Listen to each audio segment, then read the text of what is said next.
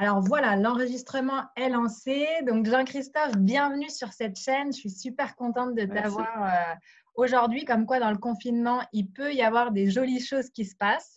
Ça fait déjà un C'est moment clair. que j'essaye de, de t'avoir en interview. Et ça y est, on y est enfin arrivé. Et donc vraiment, j'adore ton énergie et j'avais envie de la partager vraiment avec ma communauté. Donc, dans un Mhm. premier temps, la question bateau qui est, est-ce que tu peux te présenter à tout le monde, savoir ce que tu fais aujourd'hui au présent? Alors oui, ça va être plutôt large, mais je vais essayer d'être synthétique. Donc déjà, merci beaucoup de me recevoir. Effectivement, ça faisait quelques temps qu'on voulait le faire. Donc je suis content qu'on puisse faire cette première création ensemble. Donc bon, tu as mentionné mon prénom et c'est vrai que les gens sur les réseaux, ils me connaissent soit Jean-Christophe pour les gens que je coach et que j'accompagne, et sinon ils me connaissent en tant que magicien moderne, parce que c'est le pseudonyme que j'avais utilisé parce que justement, à travers tout ce que je vais dire et ce que je veux faire, je veux créer de la magie. Et très rapidement, pour être un peu plus concret, terre à terre, en fait, j'aide les esprits principalement introvertis, atypiques, qui se sentent un peu en dehors des normes de la société, qui n'ont jamais en fait trouvé leur place dans le système normal, à trouver leur voie, donc déjà leur voie IE, tu vois, leur chemin de vie. Après, à trouver leur voie IX, c'est-à-dire à savoir quel est leur fort intérieur, quel est le message qu'ils voudraient imprimer, à oser en fait après aller le mettre dans le monde, à oser s'affirmer, donc la thématique de la confiance en soi que tu connais bien, et ceux qui veulent aller encore plus loin, ce que j'appelle les rêveurs bâtisseurs, eh bien, à aller créer leur projet de cœur. Mais quand j'appelle le projet de cœur, c'est vraiment que ce soit aligné. Donc, on peut être ambitieux et aligné, on peut créer, entreprendre, créer un business de la valeur, mais toujours en fait en partant de soi, du centre. Et c'est ce que j'aide les gens à faire. Et toujours des gens qui ont cette problématique que moi j'ai rencontrée toute ma vie, qui est le fait de stresser, de surmentaliser, d'avoir un mental en fait qui peut beaucoup limiter, et peut-être un parcours et des réactions de vie qui font qu'on s'est renfermé sur soi, qu'on a perdu sa confiance, ou la conscience peut-être aussi de son pouvoir illimité. Donc voilà, je vais m'arrêter là parce que sinon je peux aller plus Super. loin, mais Non, c'est ce que mais je fais. c'est génial. Génial parce que c'est bien précis. Tu vois, ton positionnement est vraiment bien précis. Mm. Et au-delà de ça, ce que j'adore chez toi, c'est ce côté ouais, magie, ce côté métaphore. Tu as vraiment bien trouvé ton nom et le terme rêveur bâtisseur aussi. Enfin, tu arrives bien à mettre des mots vraiment super percutants et encore une fois en alignement avec toi, quoi. C'est vraiment top. Donc, C'est le but. génial pour ce partage. Mm. Je sais que avant d'en être arrivé à ce que tu es aujourd'hui, justement, tu as été un grand timide, si je ne me trompe pas, une Ouais. personne qui s'est sentie atypique pendant des années et qui s'est renfermée. Finalement, tout ce que tu viens de nous décrire, tu l'as été dans tes premières, enfin, dans les années précédentes. Ouais. Est-ce que tu peux du coup nous décrire comment tu as réussi à sortir de ça, justement? Alors, c'est une très bonne question, donc merci de la poser. Et effectivement, jusqu'à encore il y a quelques années, je me sens toujours atypique, mais je me sens en confiance maintenant. Et en fait, j'avais perdu totalement confiance en moi. J'étais introverti, j'étais hyper timide, j'étais isolé. Et quand je sors ces anecdotes-là, elles sont vraies. Le simple fait de devoir aller faire des courses ou d'aller prendre le bus, des transports en commun avec des gens autour de moi, j'avais de la phobie sociale, quoi. J'avais le cœur qui battait la chamade. Je me sentais correspondre à aucune case. Donc, en fait, comment j'ai fait pour en sortir? Ça serait vraiment parler d'un chemin très vaste. Mais si je devais parler du déclic, parce que je pense qu'on est tous pareils, on a tous des premiers déclics. J'ai Mhm. eu un premier déclic c'était en 2015 en fait. J'ai eu un premier déclic en me rendant compte en fait que j'étais en train de devenir vieux, plus âgé en fait, plus que la vingtaine, et que Mhm. tout ce que je voulais vraiment, je l'avais pas. Et ça m'est tombé dessus un jour comme ça de le réaliser, pas longtemps après mon anniversaire en fait. Et je me suis Ah ouais.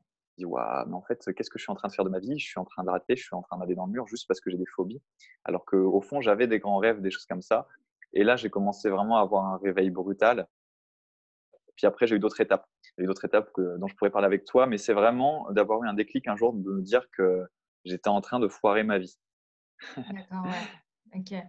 C'est l'horloge Et biologique toute ma vie, finalement c'est-à-dire c'est qui a holistique pour moi. Donc, vraiment, c'est l'horloge m'a rappelé, ouais. temporelle qui a vraiment rappelé, qui t'a vraiment permis ce déclic finalement. Ça, et aussi le fait, si je dois être honnête dans cette interview, que j'ai touché le fond et que j'ai fait une sorte d'épisode dépressif. et où je restais seul chez moi. Je fuyais aussi, donc je fumais beaucoup de cannabis, etc. Donc j'étais vraiment dans un autre monde, quoi. J'étais pas du tout dans l'alignement et dans le bien-être, j'étais plutôt dans le désaxage total. Ah, Et en fait, voilà, t'essayais, j'ai à touché mon le avis, fond. de te trouver un monde, quoi, finalement. T'essayais de trouver, de te créer un monde dans lequel tu te sens bien, j'imagine, du coup, en faisant ça. Oui, et puis c'est vrai, ça peut être vrai, mais c'était aussi et surtout, je pense, fuir. Fuir mes responsabilités, fuir le besoin d'alignement, fuir mes peurs et Mm. fuir justement tous ces problèmes que j'avais de confiance en moi et qui fait que j'étais totalement asocial, etc. et que j'arrivais pas à régler. Et quand j'ai Mm. touché le fond avec cette dépression, ça a vraiment été, je me suis vraiment dit ça dans ma tête. Je me suis dit, mec, soit tu vas vraiment toucher le fond, vas-y, creuse, hein, on va peut-être aller plus profondément. Et je me disais, c'est aujourd'hui, soit maintenant tu fais tout ce que tu peux pour avoir la meilleure vie possible. Et je sais que depuis ce jour-là, j'ai eu c'est indescriptible, mais j'ai une force en moi qui me pousse toujours à me dire, qu'est-ce que tu peux faire aujourd'hui pour aller mieux pour toi, pour les autres. Et ça m'a pas quitté. Ok, top. Incroyable. Et du coup, parce que, alors, tu as eu ce déclic, et du coup, quelles ont été les premières actions que tu as mis en place justement pour matérialiser ce déclic? Parce que le déclic, c'est bien, mais derrière, c'est le passage à l'action qui, je pense, est le plus difficile. Oui, c'est vrai, et je sais pas pour les gens qui te suivent, mais moi, en plus, je suis quelqu'un de très, encore moins maintenant, mais encore plus à l'époque, de surmentalisateur, donc je pouvais savoir des choses sans passer à l'action. La première chose que je me suis dit: «Je vais commencer par les bases. Quelles sont les bases pour que je puisse commencer à me sentir bien ici? Il faudrait peut-être que je me sente bien dans ma peau, dans mon corps, dans mes baskets». Donc je me suis imposé de me remettre au sport et de courir tous les jours. Donc une fois, je courais et le lendemain, je me rappelle, j'avais une fiche avec un calendrier, je devais faire 100 tractions par jour, 100 pompes par jour. Et je m'y tenais. Hein. Je me rappelle, j'avais beau taffer, je partais tôt, je rentrais tard, mais je faisais mon sport. Le matin, parfois, je me réveillais à 5 heures du mat, un peu plus tôt, parce que je travaillais à Paris, mais j'habitais pas à Paris, pour faire du yoga, des trucs comme ça. Donc, retrouver possession de mon corps et me sentir en confiance via mon corps et sentir que j'avais de la puissance, quoi, que je pouvais repartir à nouveau avec ça. Et ça a été un déclic super puissant. Et ça m'a permis aussi de quitter un peu ma tête qui était la cause de mes problèmes, parce que je savais pas l'utiliser, en fait. C'est elle qui m'utilisait. D'accord, ouais, ouais, ok. Ok, au niveau du sport, donc ça a été la première chose. Après, est-ce que tu as, au niveau du développement personnel, du coup, est-ce que tu as suivi des formations? Est-ce que tu as lu des livres? Qu'est-ce que tu as choisi de faire? Alors, c'est une très bonne question. La première chose que j'ai choisi de faire, ce que j'écris depuis que je suis tout petit, c'est de recommencer à faire du journaling, donc de l'introspection, ce qui m'a permis d'avoir beaucoup de clarté sur les éléments qui bloquaient en moi, sur ce qui allait pas, sur ce que je voulais vraiment changer. Parce que tu sais, quand on veut changer, on veut changer. Comme tu disais, mais comment on concrétise? Mais est-ce que je sais où je veux aller? Bah non, en fait. Quand tu n'es pas au clair et que tu es pas bien dans ta peau, tu n'oses pas Mmh. affirmer tes vrais désirs. Donc, je me suis dit, déjà, je vais mettre au clair ce qui va pas dans ma vie, ce que je veux plus, et après, je vais me dire, oui, d'accord, ça c'est la première étape. Qu'est-ce que je veux à la place? Et là, j'ai fait vraiment beaucoup d'exercices. Et il y a un livre, est-ce que je l'ai ici? Il doit être à côté, mais je l'ai toujours sur moi depuis 2016, qui s'appelle, que tout le monde connaît, je pense quand même, Pouvoir illimité de Anthony Robbins, qui est un peu ma Bible. Totalement. Bah, regarde, regarde, il est là, le Ah bon, petit. voilà, Ouais, tu vois, moi, il est utilisé pour. Voilà, c'est une Bible. ok, non, c'est une vraie Bible. D'ailleurs, Hmm. je le relis plusieurs fois parce qu'il est tellement Ouais. complet qu'il faut y revenir souvent, quoi, en fait.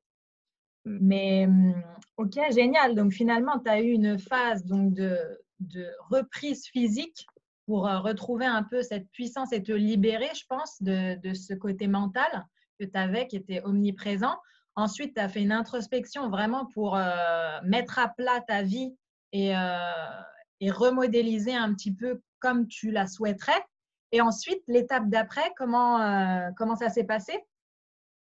Modéliser du coup la vie que ça y est, tu avais bien identifiée par rapport à toi, tes besoins. Finalement, c'était un travail de connaissance de soi, finalement, là que tu viens de nous décrire, non? Ouais, c'est exactement ça, en fait. Connaissance de soi, de où j'en étais vraiment, d'oser regarder ma situation en face pour de vrai, donc ce qui plaît comme ce qui plaît moins, c'est-à-dire les ombres, les désirs ratés, le fossé entre ce que je veux et ce que je suis, entre ce que je voudrais être et ce que je suis. Et là, l'étape très simple, parce qu'encore une fois, pour moi, le développement personnel, la philosophie, toutes ces choses-là, ça devrait rester simple, c'est-à-dire comment j'obtiens ce savoir-là plutôt que des choses compliquées. Et je me suis dit, qui je veux devenir? Qui est-ce que je veux incarner? Et j'ai commencé à établir des listes très courtes qui faisaient une demi-page de rôles que je voulais jouer. Que ce soit moi en tant que personne, Jean-Christophe, qui est-ce que je voulais être dans un an?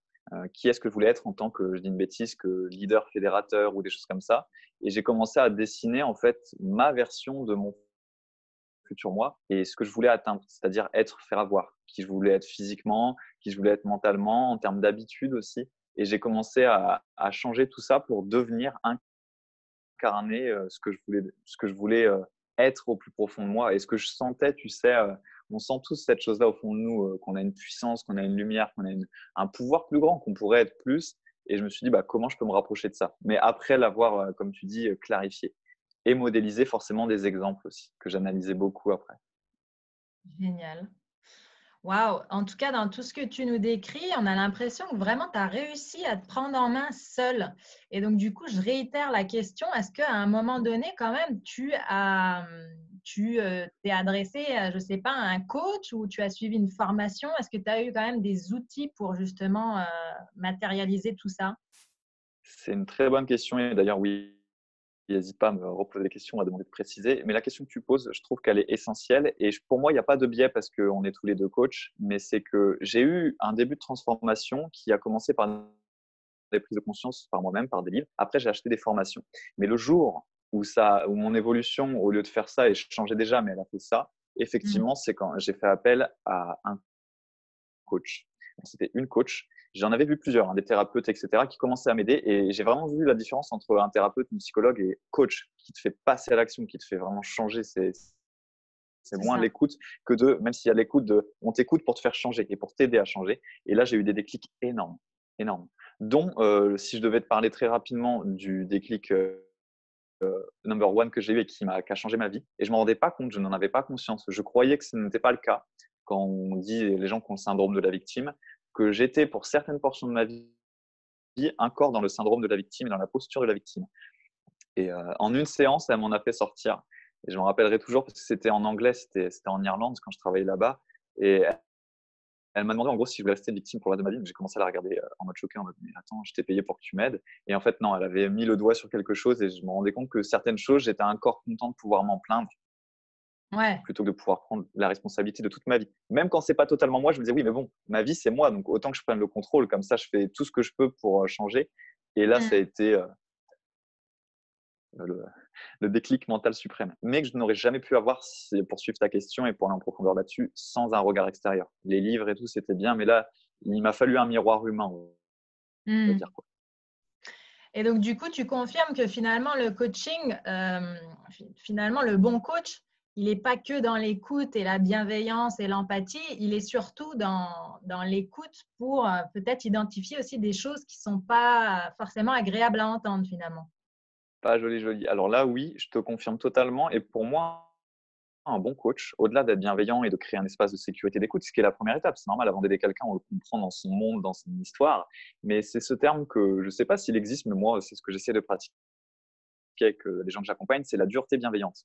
Donc, je suis Ouais. bienveillant, je suis à l'écoute, mais la personne qui vient me chercher, elle a aussi besoin, et moi j'en ai besoin quand je me fais coacher, sur ses excuses, sur ses dénis, sur les choses qu'elle ne veut pas voir en face, que je lui mette un bon coup de pied au derrière, avec Mm. amour, toujours, mais de parfois de se faire sortir de ça. Et les personnes sont toujours les premières à te remercier, et moi je suis le premier à remercier les mentors et les coachs qui l'ont fait pour moi parce que c'était bien fait et que c'était dans une logique de on voulait le meilleur pour moi. Et parfois, le meilleur pour soi, c'est d'aller à travers ses ombres, c'est d'aller à travers ses propres ombres et mensonges, on va dire. Mm.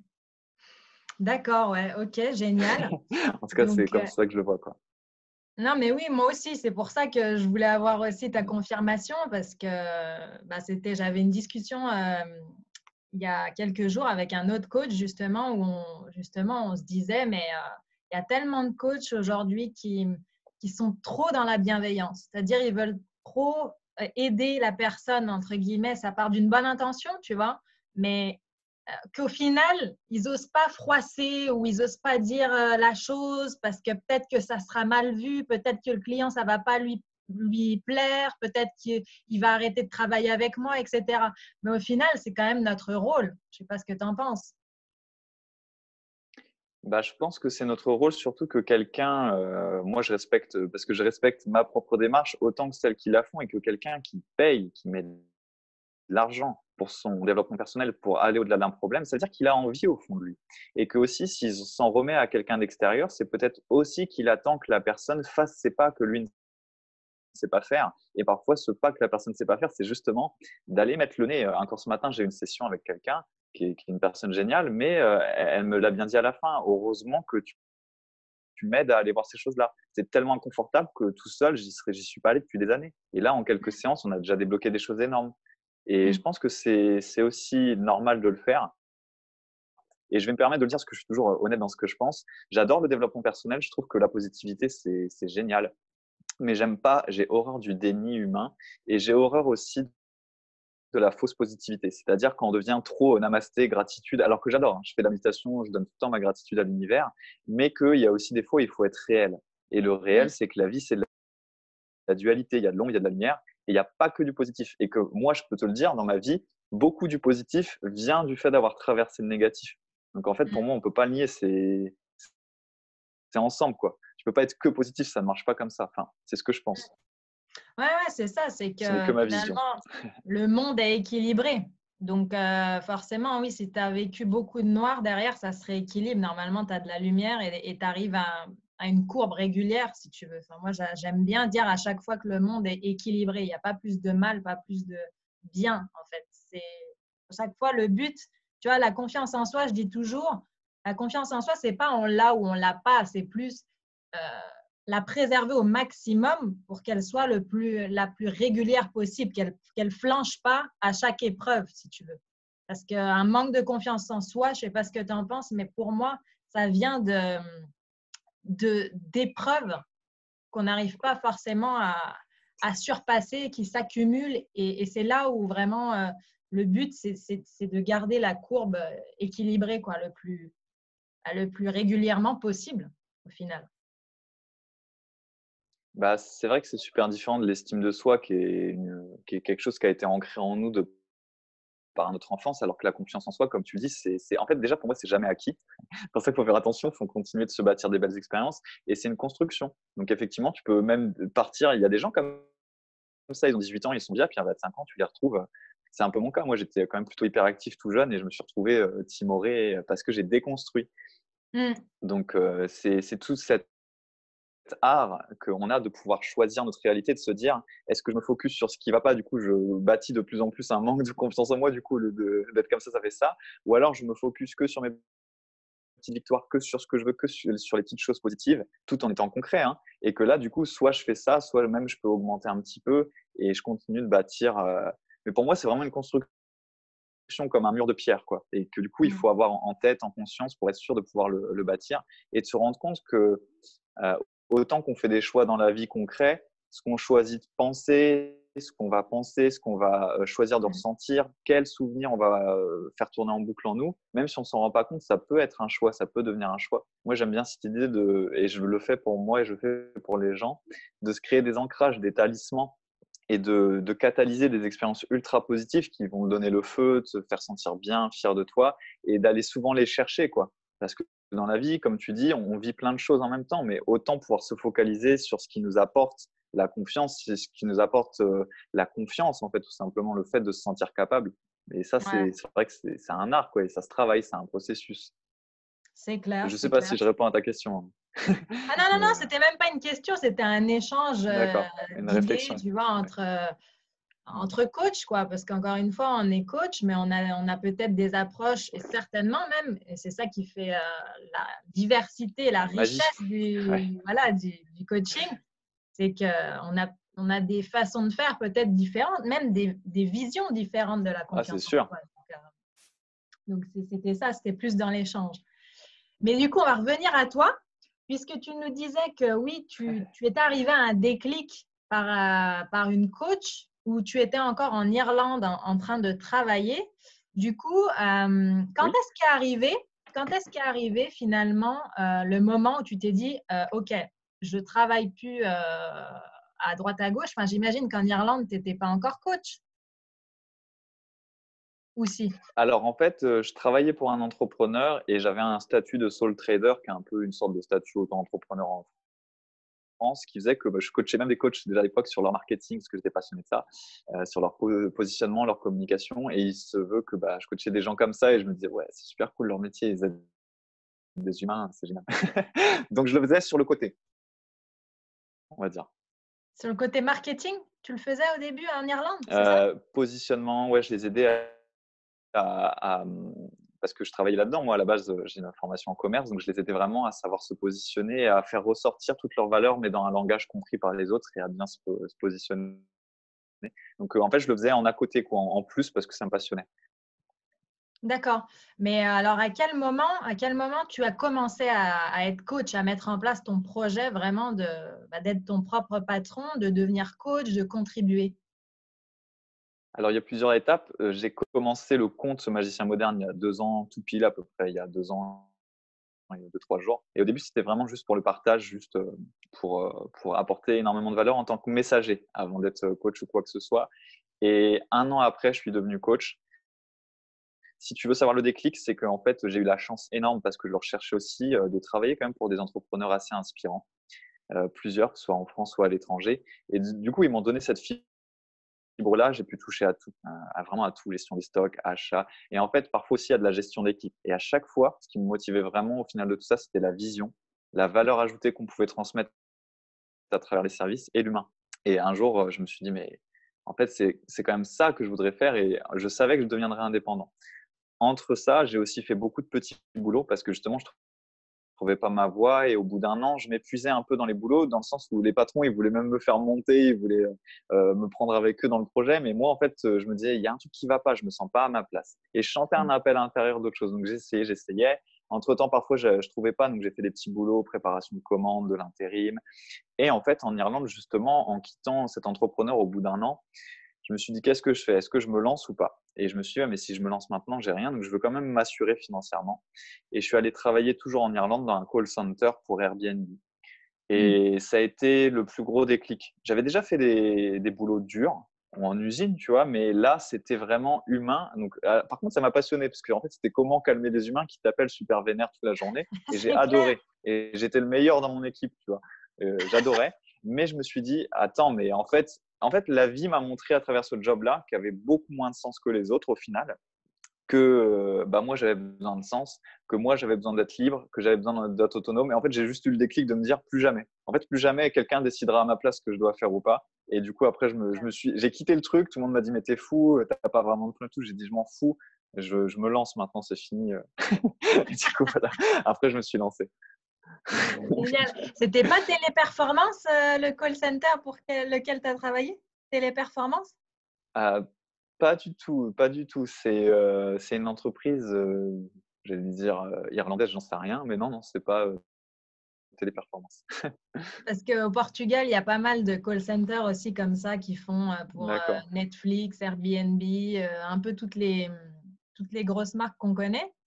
Et du coup, je connais bien, j'y suis jamais allée, mais je connais bien. J'avais des D'accord. amis qui étaient en call center, donc je vois ce que tu veux dire dans la dureté de la chose quand même. Mais Dans la ah dureté, ouais, mais dans la beauté, encore une fois, tout est question du regard. Parce que moi, je l'ai beaucoup mieux vécu que les autres. En même temps, je le vivais très mal, parce que je voulais atteindre mon appel intérieur, et c'est pas que le call center. Le call center, c'était la goutte d'eau qui faisait déborder le vase. Ça faisait des années que je me disais, je veux aider les êtres humains, je veux les aider à les transformer, je veux devenir coach au final. Mais là, c'était vraiment pour moi une expérience aussi d'apprendre à gérer l'humain et à comprendre que l'humain est un être d'émotion. Et du coup, en fait, ça a été une sorte de formation en fait là-dessus. Je me suis dit bon, vu que je sais que je vais arrêter après, autant essayer de comprendre, d'être à l'écoute. Et c'était le fait de vouloir voir le positif dans l'expérience, même si ça n'avait pour moi aucun sens. Pas ouais, beaucoup, non, quoi. top, top, ok. Et donc, comment ça s'est passé quand justement tu as pris la décision de ouais, non, mais c'est bon, le call center, merci, mais moi, ça y est, j'ai pris ma décision, je vais me lancer, je vais tout cartonner, j'ai envie de contribuer, changer le monde. Comment ça s'est passé?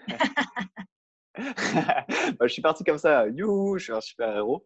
Et puis je me suis pris 2 ou 3 murs dans la tête, quoi. Parce que forcément, en fait, j'avais beaucoup de bonnes intentions. Et ah oui, ce que j'ai pas dit, c'est que sur Instagram, en fait, à ce moment-là, je faisais un contenu par jour et en fait, je discutais beaucoup avec les gens et en fait, naturellement, les gens me demandaient tellement de conseils que je leur disais: «Non, on s'appelle là, c'est pas possible par message». Donc en fait, je coachais plein de gens, mais c'était gratuit, c'était juste, mais j'en avais pas mal en appel quand même pour déjà les aider. Puis après, je me suis dit: «Bon, bah, faut que j'en fasse un métier» et quand j'ai quitté en fait ce call center, je me suis fait former énormément. Au début en ligne et après par la suite par des vrais coachs, justement pour avoir vraiment toute la structure, toute la base. Mais pendant ce laps de temps, il y a eu 3-4 mois où ça a été très dur parce que justement, je m'étais pas assez fait aider de vrais coachs. J'avais pris des formations en ligne et en fait, à chaque fois, je croyais que je savais, ce que je faisais et je savais pas du tout. Donc ce qui fait qu'entre ce que je voulais et les résultats que j'avais, c'était pas trop ça. Il me manquait plein de choses, sur l'aspect positionnement, communication. Puis moi, j'étais vraiment dans l'aide pure, tu vois? Alors que, bah, non, il fallait que je mette ma casquette d'entrepreneur, de communicant et ça me déplaisait et j'avais beaucoup de blocage au fait de devoir vendre parce que j'avais l'impression que c'était un peu sale ou quoi que ce soit. Alors que moi, j'étais là, ouais, Mmh. moi, je veux aider. Alors qu'en fait, c'est pas du tout antinomique. Mais j'ai rencontré tous les problèmes de syndrome de l'imposteur que quelqu'un qui se lance en autodidacte peut rencontrer. Ce qui Mmh. m'a beaucoup bloqué. Et en plus, j'avais pas forcément les résultats que je voulais. Et du coup, je m'en prenais un peu plein la tête. Mais il y a un truc, c'est que je savais que j'étais sur ma voie. Je savais que c'était ma mission de vie. Je le vibrais. Ce qui fait que chaque jour, j'y retournais avec ce truc-là de ça va marcher un jour. Je le sais, ce que Mmh. je fais, je me sens aligné quand je le fais. Donc du coup, c'est pour ça que je m'arrêtais pas. Mais dire que c'était facile, ça serait mentir. Mmh. Et c'est là où on voit encore la puissance de l'alignement, du travail de connaissance de soi, du travail d'éclaircissement de ce qu'on veut dans la vie qui va nous permettre de finalement tenir dans la durée et de toujours faire les choses avec plaisir malgré les aléas de la vie, de nos projets, etc., quoi. C'est impressionnant. Tout part de la vision, ouais, je suis d'accord avec ça. Alignement intérieur, vision, savoir pourquoi on fait les choses, ce qui nous fait vraiment vibrer, ce qu'on est fait pour faire sur Terre. Et une fois que tu es Mmh. sûr de ça, le reste, c'est qu'une question de temps. Il faut que tu aies la persévérance, bien sûr, et que tu oses persévérer quand tout le monde se dit que tu es un peu fou et que tu vas retourner dans un travail normal, etc. Et Mmh. surtout, n'écouter que sa petite voix. Si tu as vraiment fait ce travail d'éclaircir tout ça et que tu as la foi, c'est au-delà du mental, c'est ton cœur qui te le dit. Écoute le cœur, écoute pas les autres, parce que les autres, ils vont me dire de faire tout sauf ça, ils vont me demander si c'est vraiment un vrai boulot. Enfin, moi, j'ai entendu des trucs comme ça et non, suis ton cœur. Ton cœur, il a raison, il est fulgurant et il est bien au-dessus du mental ou de ce que les gens ils peuvent dire, en fait. Il sait ce que tu veux. Et si tu l'as Mmh. clarifié, alors là, c'est top, quoi. Ok, génial. Ouais, tu utilises beaucoup cette phrase de écouter sa petite voix. Ouais. Mais je ne sais pas si toi tu le rencontres, mais j'ai déjà eu des clientes qui ont du mal à faire ça seules ou enfin elles sont pas sûres, elles sont pas sûres d'écouter la bonne chose. Je ne sais pas si tu l'as déjà expérimenté. Tu veux dire avec des gens que j'accompagne? Ouais, c'est-à-dire, donner des clés aux personnes qui nous écoutent à l'heure actuelle de, comment finalement vraiment écouter sa voix. Comment savoir si c'est, réel ou si c'est fictif? C'est mon cerveau qui me joue des tours? Enfin voilà, vraiment identifier la chose qui ouais, notre petite voix, notre instinct, mais le bon quoi, pas forcément, C'est une très bonne question. Bah, après, déjà, j'aimerais dire aux gens qui disent qu'ils n'entendent pas assez cette voix que justement, leur cerveau leur joue des tours. Donc, il faut déjà sortir de la tête. On est trop ici en Occident, donc il faut redescendre un peu dans le cœur. Et la deuxième chose, pour moi, c'est très simple. C'est que, enfin, c'est simple et compliqué à la fois, on va dire, parce que c'est un processus. Mais ce qui fait que beaucoup de gens n'arrivent pas, et que moi, quand ça m'arrive, les gens ont du mal et que je dois les aider en méditation guidée ou en ancrage, où on doit vraiment aller très loin, c'est qu'en fait, ils n'osent pas une chose. Ils n'osent pas couper les distractions extérieures et retourner dans leur silence à eux. mmh, Et quand tu retournes dans ton silence à toi, mais plus que 30 secondes, 5 minutes, 10 minutes, et que tu oses écouter ce qu'il y a en toi, bah, en fait, il y a du bruit qui vient, il y a une mélodie, il y a des... Et en plus, ça peut être différent pour chacun, c'est ça aussi. Il faut aller explorer. Il y a des gens, ça va être des ressentis, il y en a d'autres, ça va être des couleurs, il y en a d'autres, ça va être une petite voix, de la sensation, de l'émotion même. Mais en fait, le premier conseil que je donnerais aux gens, c'est tu pourras jamais entendre ta petite voix si tu es dans le brouhaha. C'est comme quelqu'un qui dirait est-ce que tu entends ma musique alors que j'ai 3 autres radios qui sont branchées? Ben, je vais dire mais non, mais j'entends rien, c'est un vacarme. Et ouais, déjà, je dirais aux gens osez couper la musique. En fait, les gens, ils veulent toujours être distraits, j'ai l'impression. Mais pourquoi? Ils ont peur de quoi? Ils ont peut-être peur de leur silence. Ils ont peut-être peur de ce que le silence a à leur dire. Et je ne juge pas. J'ai eu peur longtemps de mon silence parce que je savais qu'il allait me dire de sortir de ma zone de confort et que ça me faisait peur. Mais je pense que c'est ça aussi parfois, c'est d'oser aller dans son silence et d'écouter ce qu'il a à dire. Et quand mmh, tu es là-dedans, je pense qu'il n'y a plus de doute. Quand il y a du doute, c'est que tu es encore trop dans le mental calculateur et que tu es encore dans la paralysie, dans la moitié écoute, on va dire. Mais quand tu vas Mmh. vraiment t'écouter, je pense pas qu'il y ait d'élus sur Terre et je pense que tout le monde a de l'intuition, tout le monde a une petite voix. Et ceux qui y Mmh. accèdent ne sont pas des super-héros, ils ont juste fait ce travail, je pense, de silence, qui est un processus. Hein. Moi, quand je commençais à méditer, c'était super dur pour Mmh. moi. Je suis un mentalisateur à la base. Je tenais 30 secondes sur mon zafou, puis je me relevais, bon, allez, demain, je recommence.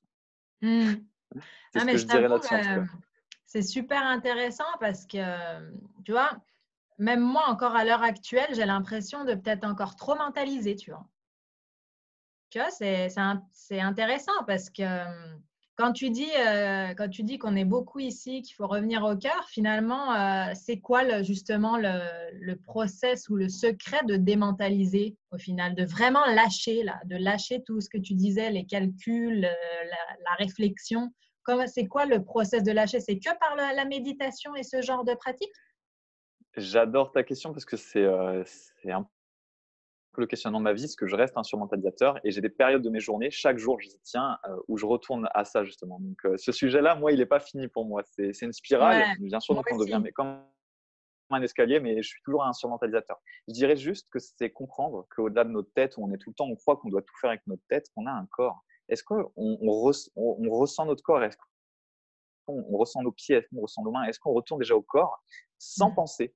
Ou alors, si les pensées passent, sans s'identifier, parce qu'on n'est pas obligé de ne pas penser, mais de laisser filer les pensées, de ne pas s'identifier et de Mmh. juste être là, dans le présent, en fait. Ça paraît Mmh. ésotérique de dire ça, mais d'être juste présent à soi. Et en fait, le truc que j'ai envie de dire, c'est que, mais il y en a, ça va être, excuse-moi, ça va être se balader en forêt, il y en a, ça va être courir, il y en a, ça va être faire du yoga. En fait, je dirais tout ce qui te permet de revenir à ton corps et de revenir à un état où tu penses presque pas. Et je pense qu'on l'a tous eu des moments où ça passe à une vitesse folle. On se dit, ouais, la journée, elle est passée comme un rien. Et on va dire, tu as pensé à quoi? Ah bah rien. Tu sais, comme quand tu fais une activité physique ou que tu voyages ou que tu vois des belles choses. Bah, en fait, c'est ça, être hors de la tête, c'est vivre. Vivre sans réinterpréter avec son cerveau. Juste être là, présent à ce qui se passe.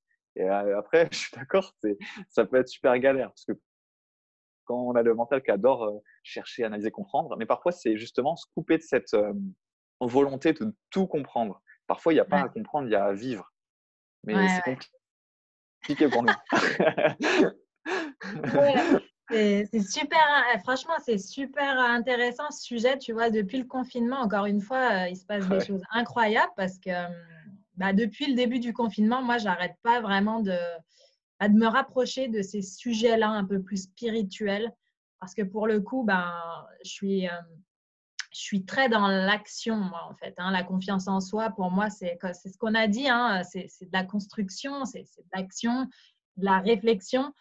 Mais au final, même moi, en tant que personne, on cherche toujours à évoluer. Et c'est vrai que je sais que mon côté spirituel n'est pas encore, je pense, assez développé euh, pour vraiment être à mon plein potentiel ou à mon plein épanouissement, si tu veux.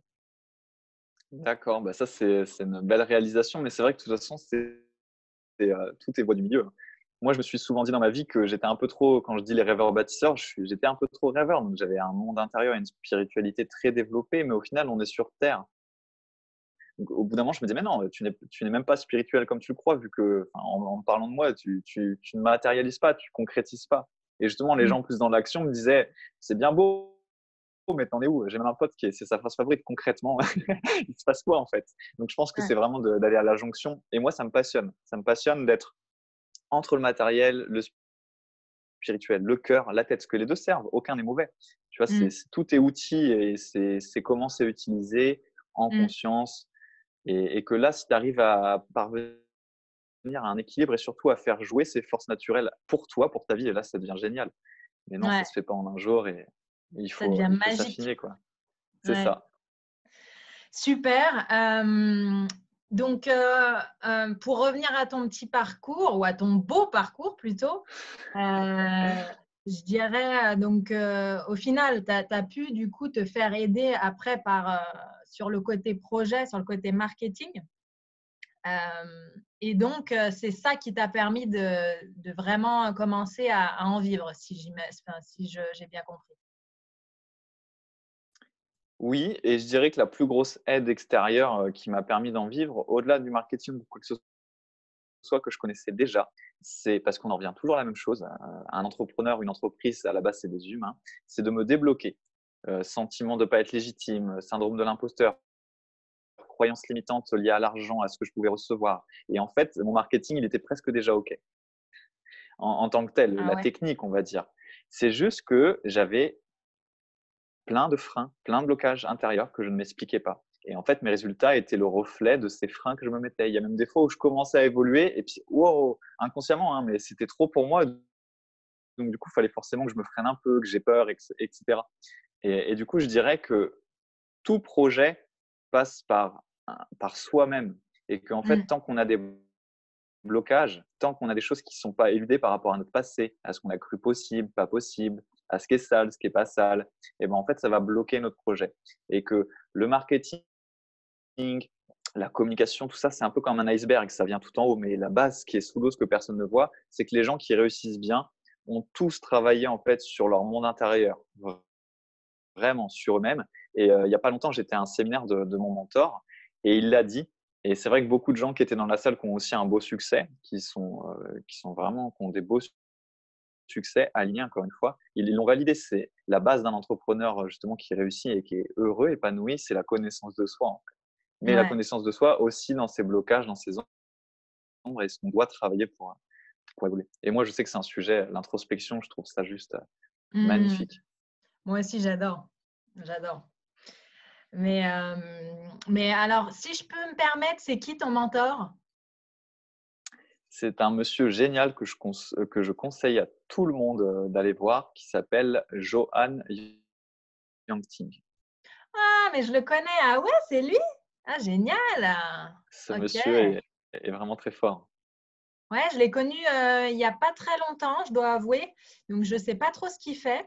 Mais ça y est, je le suis sur Instagram et je le connais de nom, du moins. Il est très centré, il est très en valeur. En fait, il est aligné. Il n'a pas besoin de dire qu'il est aligné, mais il arrive à vraiment justement lui partir de ce monde intérieur-là. Et pour les gens qui veulent se faire accompagner sur ce niveau-là, c'est juste top. Et moi, je résonne vraiment beaucoup avec sa façon de faire, qui est toujours centré d'abord sur les valeurs et la vision, plutôt que le chiffre à tout prix ou quoi que ce soit. D'abord le kiff, d'abord la liberté. Parce que quand on fait quelque chose, c'est d'abord pour se sentir bien, pour contribuer, Ouais. pour faire des belles choses. Et le reste, de toute façon, si tu es comme ça, bah, il tombe naturellement, en fait. Hmm. Ah, génial. Génial. Ok. Ok. Donc, ouais, allez voir ce qu'il fait. Top. Ouais, allez voir vraiment ce qu'il fait. Sinon, au niveau de… Si tu avais du coup une chose par rapport à tout ton parcours, hein, que ce soit du coup perso, pro, s'il y avait une Mhm. chose qu'il fallait retenir pour justement arriver à opérer de telles choses, un tel changement, un tel renversement de situation, euh, ce serait quoi? Tu dirais que ce serait quoi? Qu'il faut absolument. Une chose, hein, une seule. Ah, ce genre de questions. J'aime bien partir dans tous les sens. Alors, du coup, cette question-là, c'est que sur le domaine personnel.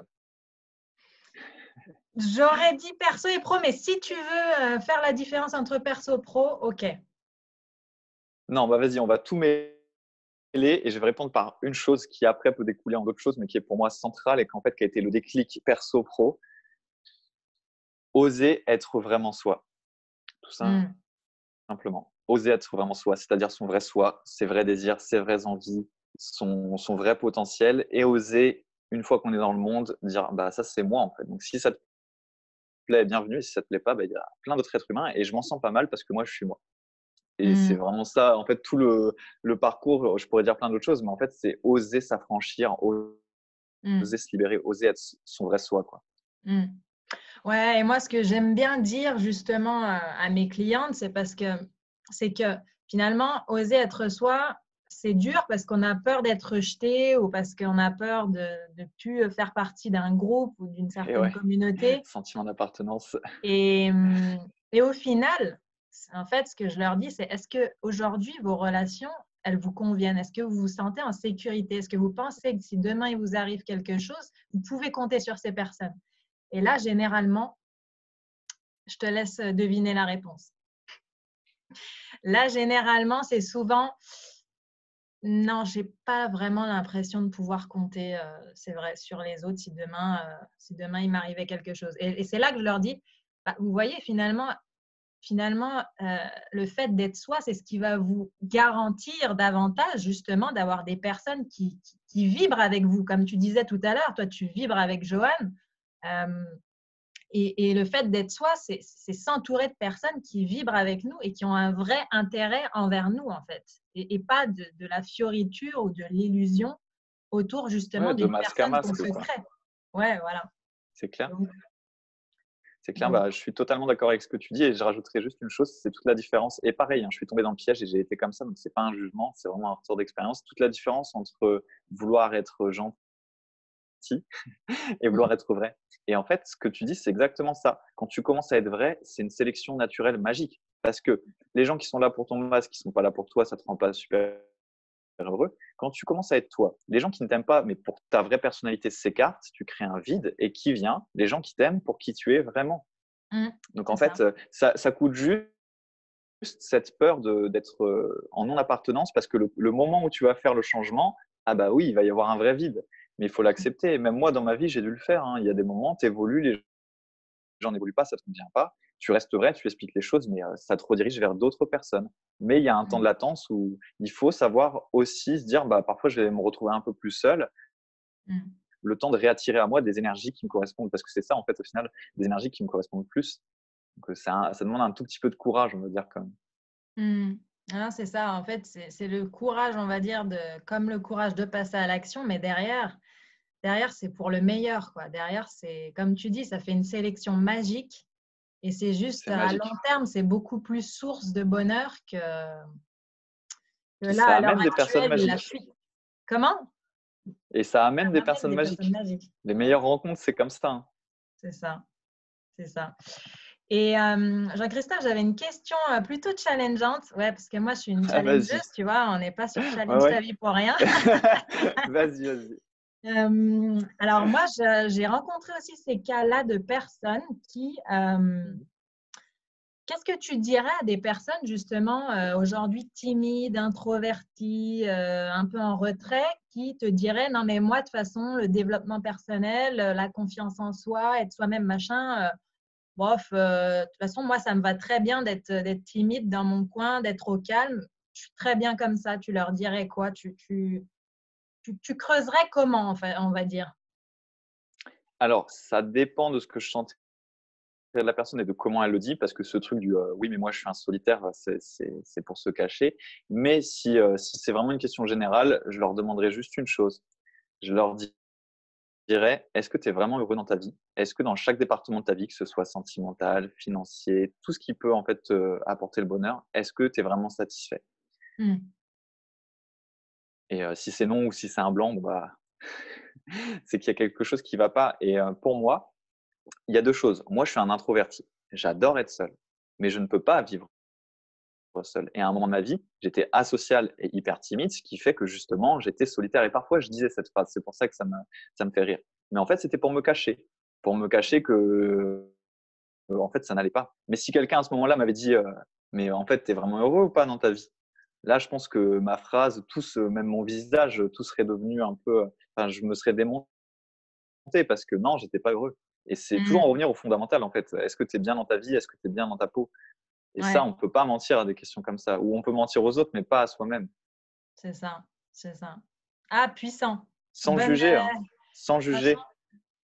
ouais, ouais, non, mais Toujours en c'est clair. bienveillance. Moi Mmh. aussi, j'ai été malheureux dans ma vie. Mais il faut se dire que parfois, il vaut mieux entendre des vérités durant le temps ou des questions durant le temps le plus tôt possible pour avoir un déclic que continuer Mmh. à se raconter des phrases pour fuir. Ouais, totalement, totalement. Ouais, super, bonne, ouais, bonne approche, bonne approche.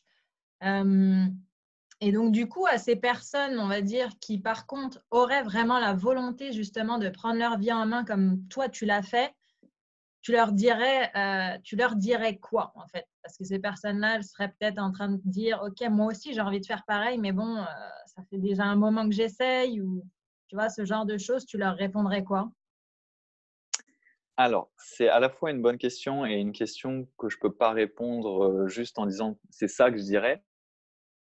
Parce que moi, je me base toujours sur la personne. Donc, c'est-à-dire que je passe toujours par une phase de découverte et ce que je lui Mmh. réponds, en fait, c'est qu'on va explorer avec elle ce qui la bloque le plus, ce qui l'effraie Mmh. le plus, à quoi va ressembler, par exemple, sa vie d'ailleurs, si ça continue ainsi.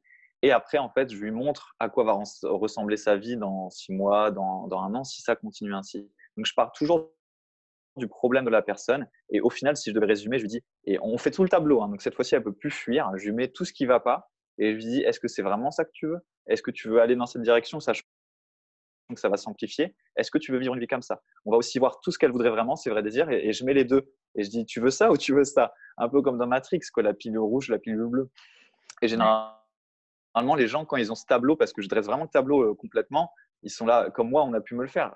La plupart des gens ne veulent pas, la vie entre guillemets, de d'isolation, la vie merdique où on se ment à soi-même et on n'est pas bien, on fait pas ce qu'on veut. Mais après les mots que j'utiliserais, ça serait vraiment les mots, spécifiques à chaque personne, quoi. Mmh. OK, OK. D'accord, ouais, chaque cas est particulier, ouais. Mmh. Mmh. OK, super et si, pour finir cette interview, on revient à toi aujourd'hui, quels sont du coup, tes projets? Qu'est-ce qu'il y a sur le feu en ce moment? Quels sont tes objectifs? Qu'est-ce que tu nous prépares? Ah ah! Ah, alors j'ai des projets à très long terme, que j'ai déjà préparés, mais ça sera dans quelques années, d'éducation holistique. Parce que pour moi, l'éducation est la clé. Étant dyslexique, introverti et tout, je me suis jamais senti à ma place à l'école. Je lisais même des livres, parfois j'allais pas en cours pour aller lire des livres qui moi me semblaient adaptés, parce que j'ai l'impression que l'école était là pour me formater, pour me conditionner et surtout, j'ai dû découvrir mon potentiel sur le tard, beaucoup plus tard, alors que j'étais, tu sais, j'avais cette volonté moi de d'apprendre. J'étais pas juste là, Mmh. je veux aucun cours, je veux aucune éducation.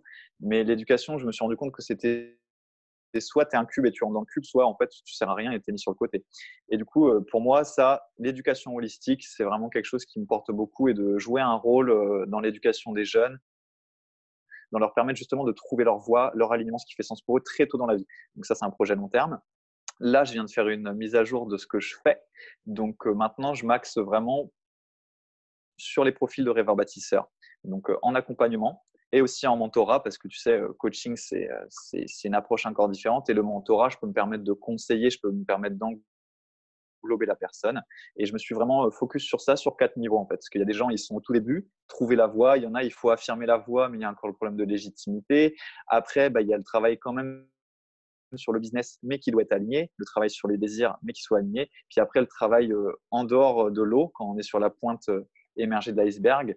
Et pour moi, c'est un art, l'art de communiquer, l'art de se positionner, l'art, entre guillemets, de faire du marketing propre et éthique ou même de la vente éthique. Parce que quand on a une volonté d'aider, c'est dur de se dire qu'on doit faire payer. Au début, on a des croyances limitantes parfois par rapport à ça. Et d'aider les gens à affirmer, et je te disais, ma clé, c'est oser être soi, bah, s'affirmer à 300%, tout en étant Mmh. aligné et puis de faire résonner ça. Mmh. Et puis comme ça, ils se réalisent à travers eux-mêmes au début, à travers la clarté, et après à travers un projet qui les fait kiffer de ouf. Et en fait, les gens kiffent de ouf, leurs clients sont super contents, eux aussi. Et c'est ce que j'appelle un business de cœur. Mmh, Donc génial. voilà. Et d'autres projets, mais j'en parle pas parce que là, c'est en cours. Donc je préfère les travailler de mon côté. Hein, top, top, top et du coup pour, ce service destiné aux rêveurs bâtisseurs, où est-ce qu'on peut te trouver aujourd'hui? Où est-ce qu'on peut, retrouver, tes réseaux sociaux, tes services? Yes, bah, la meilleure façon, je dirais, c'est si tu veux suivre un peu mon quotidien et voir comment je suis de façon spontanée, parce que j'ai plusieurs facettes. Instagram, c'est vraiment la bonne chose. Si tu veux aller très en profondeur, ça me tient vraiment à cœur, c'est mon format de cœur et parfois je m'y livre et je dis des choses vraiment, je pense que peu de personnes peuvent oser dire sur mon podcast. Donc ça, c'est le podcast Transformation, où on aborde vraiment toute la roue holistique de transformation, que ce soit personnelle, business, spirituel. Et celui-là, il est très apprécié et moi, ça me tient à cœur, c'est mon canal favori parce que je peux fermer les yeux et parler au cœur des gens. Et puis sinon, bah, mes emails, j'envoie un email par jour parce que j'adore écrire. Donc, c'est un email d'inspiration magique en dev perso et spirituel. Et juste pour finir, pour pas être trop long, sinon tu peux me retrouver sur école.magicienmoderne.fr. Et puis, voilà. De toute façon, je prends que des gens avec qui je résonne. Il n'y a pas de bouton acheter sur certains de mes accompagnements. Donc, je préfère que les Ouais. gens d'abord aillent dans mon univers. S'ils résonnent, on va plus loin.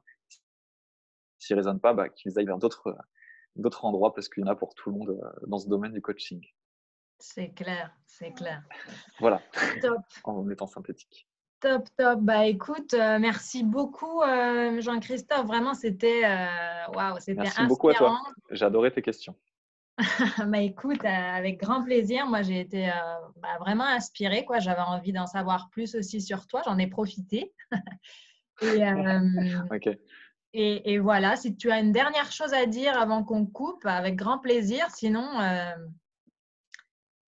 je te souhaite le Yes. Eh meilleur. ben, je dirais juste une chose qui, moi, vraiment me tient à cœur pour tous les gens qui ont regardé. Déjà, bravo d'avoir regardé jusqu'à la fin. Et ça veut dire que tu es engagé, que tu raisonnes.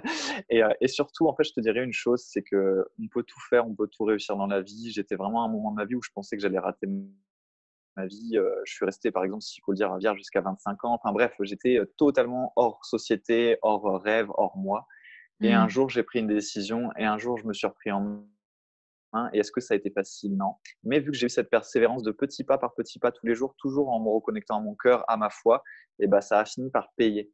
Et dernière chose, crois en toi. Et si tu es différent, si tu as des volontés, que ce soit perçu de façon justement un peu étrange autour de toi, recentre-toi sur toi, ose être toi, c'est vraiment la voie du bonheur, on va dire, quoi. C'est le mot de la fin. Super. Bah, franchement, moi, j'adore. Je suis fan. Moi aussi, et merci beaucoup à toi pour ton énergie et pour ces Ah belles bah, questions. avec grand C'était plaisir, important, enfin Jean-Christophe. intéressant de penser à tout ça. Top. Yes, Merci beaucoup. salut, Merci. À bientôt. yes, salut.